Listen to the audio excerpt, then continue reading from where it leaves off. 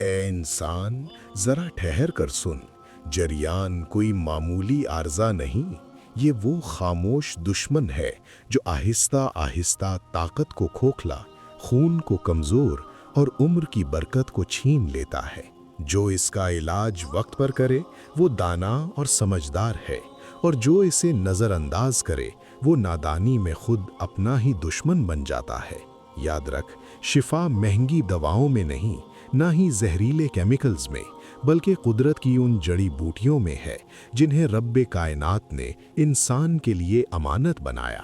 اور انہی میں ایک عظیم نعمت ہے کلونجی، وہ سیاہ دانہ جس کے بارے میں نبی کریم صلی اللہ علیہ وسلم کا فرمان ہے کہ کلونجی میں ہر بیماری کی شفا ہے سوائے موت کے۔